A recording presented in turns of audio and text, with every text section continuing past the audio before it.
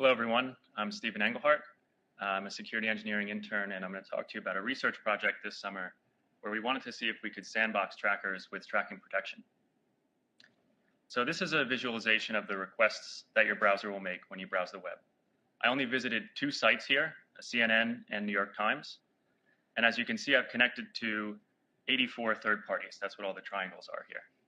And the third parties that are shared between the 2 sites are the ones that are located in the middle here.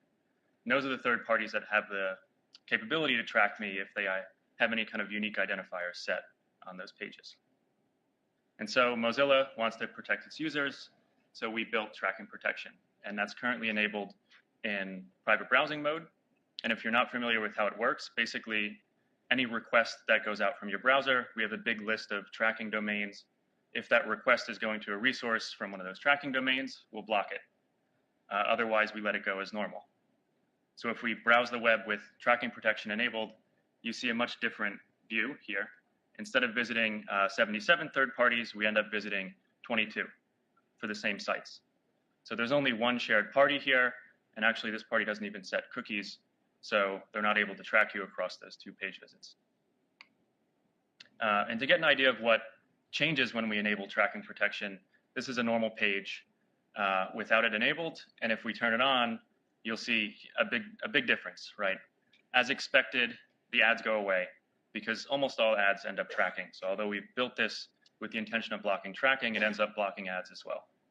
And then you'll also see way up on the top there, the social buttons go away when we enable tracking protection. That's expected because they also are embedded with cookies. But there are 2 other important points about what might happen to a site. The first you can actually see here is that there are layout differences. The article gets shifted down, and you have this big blank white space at the top. And secondly, there may be issues where certain links don't work just because the first party expected some third party to be present, and we've blocked them with tracking protection. So not only are we concerned about breakage, but first parties are obviously concerned about us removing ads from their site because that will end up removing their revenue stream. So a couple big publishers recently put up anti-ad blocking banners like this one, telling users they need to turn off their ad blockers if they want to continue to go, to the site. So Wired did it, Forbes did it. Recently in the news, Facebook says they're going to push ads around ad blockers. So it's definitely an issue that publishers are unhappy about. So we want to see if we can sandbox trackers instead of block them. So basically allow ads to load, allow social buttons to still be embedded, hopefully prevent some breakage, but sandbox and remove the ability of all of those resources to track the user and allow it to load. But unfortunately, the quick answer is no, we don't think we'll be able to do that. And for the rest of this talk, I will tell you my research about why that is. So we kind of tried 4 different things, and they iteratively build on each other. So I'll start with the most simple one here. And that's, why don't we use the tracking protection list to make a new third-party cookie blocking policy? So normally you can check this and say, don't accept cookies from third parties. Well, maybe we could add in, don't accept cookies from non-trackers. So anything that's on the tracking domain can't send cookies with the requests, and also can't access storage locations if they're in a third-party context. So it has a few benefits, like there's no stateful tracking and third-party iframes at all, even beyond cookies with local storage and so on. No cookies will be sent with any scripts that get sourced into the first-party context, which is also helpful. And I think there'll be less breakage than other third-party cookie blocking policies.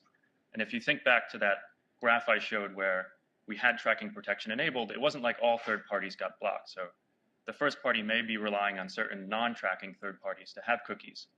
And if we have a blanket policy like what currently exists, it may end up causing more breakage than one that only blocks cookies from trackers. But there are a bunch of negatives with this. If I'm a script on the first party, I have a lot of access to the DOM. I can use that to track the user. For example, I can pull out the user's username from the DOM if they're logged in. Active content in any context can still fingerprint the user. And I think this is actually a big point, that it will encourage fingerprinting. If we enabled this by default, we would just see more third parties fingerprinting, which is not what we want to do to the web. So let's go a step further. How about things that are embedded in iframes? Why don't we lock down those iframes with something like something like an iframe sandbox and continue to block cookies? So we get some additional benefits here. We have no fingerprinting in iframes, and we can even add in a bunch of the iframe sandbox options right now, like restricting plugin use, removing modal dialogues, things that malicious or annoying ads may do. We can prevent them from doing it. But the problem is, and this was really surprising to me, we found that not enough trackers are really embedded in iframes to make this worthwhile. I think it's like 71% really don't have much of a change. So 71% of the trackers we found during our measurements essentially can track you just as well if we built something like this and turned it on. Assuming that they just switch over to fingerprinting to continue to track. So let's take it a step further and let's block all that active content that gets embedded in the first party. So no tracking scripts can be embedded anymore in the first party. And then we'll sandbox iframes. And so I actually built a prototype that does this, and the breakage is still way too high. So this isn't a good option.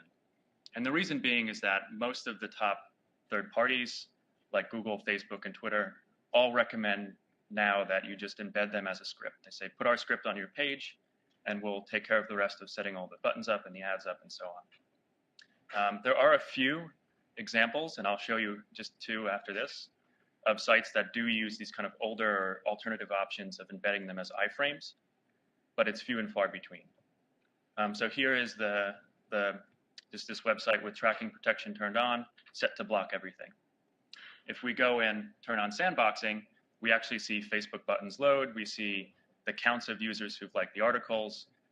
We actually see the page's Facebook, or the Facebook page for this website, and the Google Plus One buttons. So it's a huge improvement, but there aren't many sites that this exists on. So again, this is a site with tracking protection turned on and set to block everything. If we enable sandboxing instead, you'll see that the ads still load on this page. So I had to go to a German weather website just to find a site that worked. I don't think there are many out there that will benefit from this feature. So we really need to take it one step further and see if we can sandbox JavaScript that's embedded in the first party and then sandbox everything else in an iframe. And so this is kind of an idea of how we would set it up. You have your main page with a JavaScript global and DOM, and everything exists as normal. Any non-tracking scripts would get loaded into that. And then we'd have a separate kind of tracking sandbox that has a separate global, and it's useful to think of that global's prototype as kind of pointing towards the global of the main page, and any tracking content gets loaded into that sandbox. So then if something is trying to access document.body, it will do it across this sandbox boundary, and we'll be able to define some kind of wrapper that prevents it from doing things that will allow it to track a user. But the ability to do this depends on our ability to define wrappers that effectively prevent tracking, but also still allow the script to work. So what does Google do? Because they're the largest provider of ads. And as expected, they'll insert an iframe, but unexpectedly, it doesn't have a source property that we can just check against the tracking protection list and decide whether or not to sandbox. Instead, it has an onload function, which I show here, a little snippet of it. And the important part is this onload function wants access to functions on the global that may be defined by another script or may be defined even in the first party context. And then it tries to navigate itself after it loads.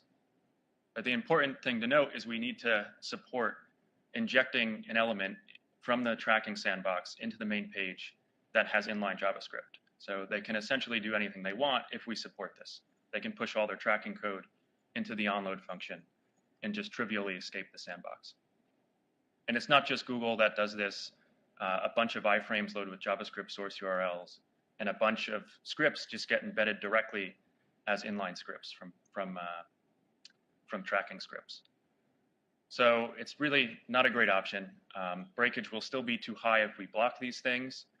If we try to support them through some kind of inline function rewriting and some reflection of things from the tracking script to the tracking sandbox to the main page, we might be able to get something that kind of works, but eventually, like the idea is we'll have to build something that's so carefully tailored around current scripts that as soon as those scripts change, we'll need to change our sandbox, and then we'll need to wait for it to ride the trains down to the current release, and it's just really not the kind of design we wanted to go with.